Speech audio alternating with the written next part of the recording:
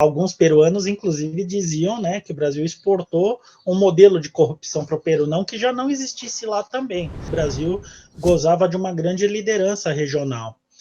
E nessa liderança regional, o Brasil, ainda no período do Fernando Henrique Cardoso, ele propõe a iniciativa da integração da infraestrutura regional sul-americana, a IRSA, na primeira reunião da história que envolveu apenas presidentes sul-americanos, em 2000, em Brasília.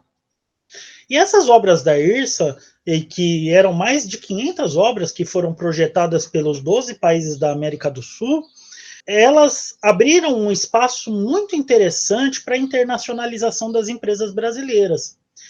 Mas alguns dos procedimentos que as empresas brasileiras adotam internamente no Brasil, elas vão adotar nos países vizinhos também. E temas muito conhecidos pelos brasileiros, né?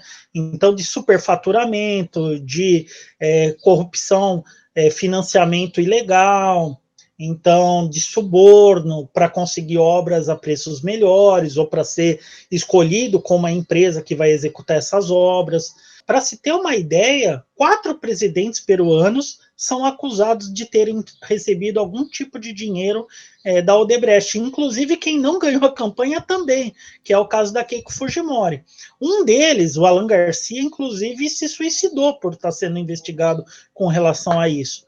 Outro, o Alejandro Toledo, tem uma solicitação de captura nos Estados Unidos. Ele está refugiado lá nos Estados Unidos por conta também de denúncias de corrupção. O Ollanta Humala, que é o presidente mais do período recente, também responde por corrupção relacionada a recebimento de dinheiro da Odebrecht. Então, não dá para não ter, e o próprio PPK também teve alguma relação com a Odebrecht. Então, o Brasil teve um papel muito grande em relação a isso. Então, alguns peruanos, inclusive, diziam, né, que o Brasil exportou um modelo de corrupção para o Peru, não que já não existisse lá também, mas nessa magnitude, como vocês conhecem a magnitude dos escândalos da Odebrecht por todo o continente latino-americano, foram tremendos. Agora, é importante ressaltar que nessas obras da IRSA, a mais importante delas era uma estrada chamada interoceânica, ligando o Acre aos portos peruanos, por uma razão geopolítica fundamental, que já era conhecida, inclusive, na época do Euclides da Cunha, que tem um vasto conhecimento da região amazônica.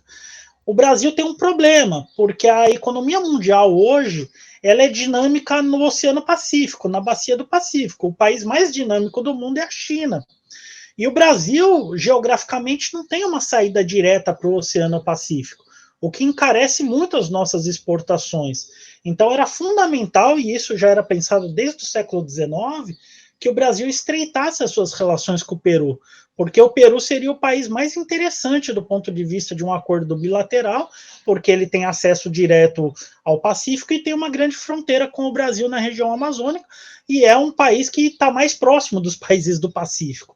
Então, o Peru joga um papel estratégico, geopolítico muito importante para a política externa brasileira aí na década de 2000 e até os dias atuais. Então, o Brasil olhava com muito interesse as obras brasileiras no Peru, pensando também em termos geopolíticos.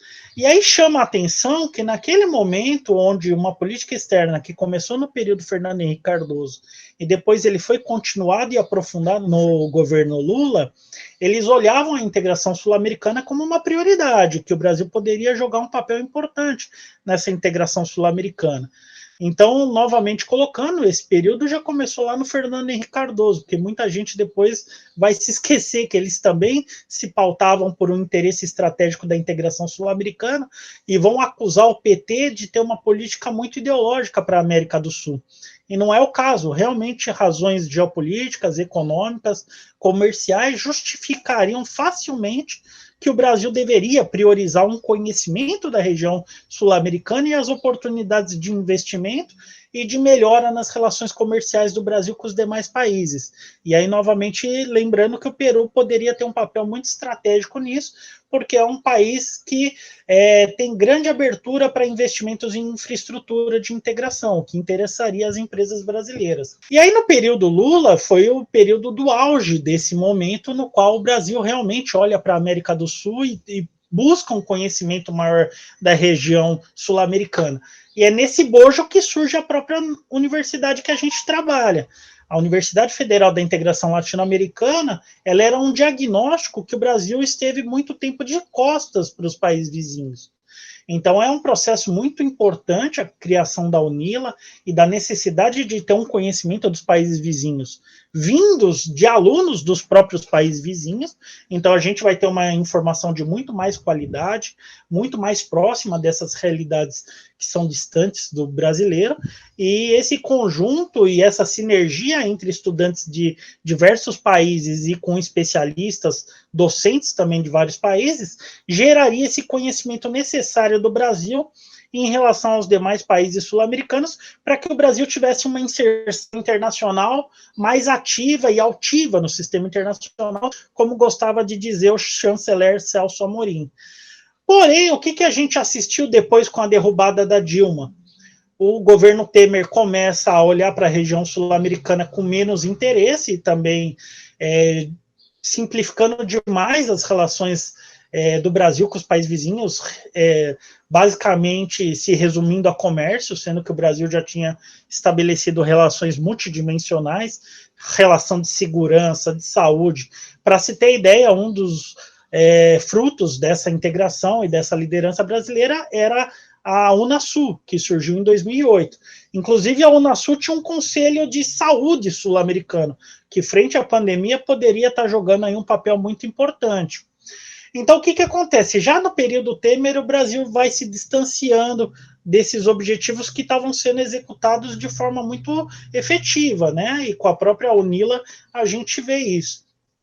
E aí, quando vai ter a transição para o governo Bolsonaro, aí há uma ruptura com a tradição política brasileira definitiva. O Brasil sempre teve a região sul-americana como uma prioridade, isso está expresso na nossa Constituição, e o governo Bolsonaro, de certa maneira, e por falta de ter uma estratégia política internacional, o governo dele tem sido pautado por falta de estratégia, inclusive tem ido muito mal nessa área internacional. Uma das regiões que a gente gozava de muito prestígio, a gente não goza mais, que é a América do Sul. As relações com a China estão muito estremecidas, as relações com a União Europeia estão estremecidas pelas questões ambientais, e provavelmente as relações com os Estados Unidos também estarão estremecidas. E aí, justamente, o que vai explicar que no Brasil não se faz uma cobertura importante dos países vizinhos é a falta dessa visão estratégica, talvez de um eurocentrismo, talvez de uma pura ignorância, mas o continente ele tem passado por muitos momentos importantes em vários países. O Chile pedindo uma nova constituição com muitos movimentos na rua, o Peru que passa por esse período específico agora, a Argentina que teve um câmbio político recentemente, a Venezuela que passa por um processo de crise muito profunda.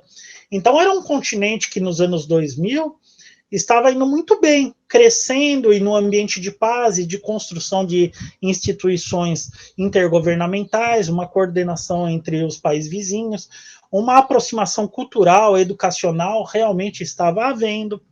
E isso o governo Bolsonaro vai representar uma grande ruptura com essa tradição da política externa brasileira.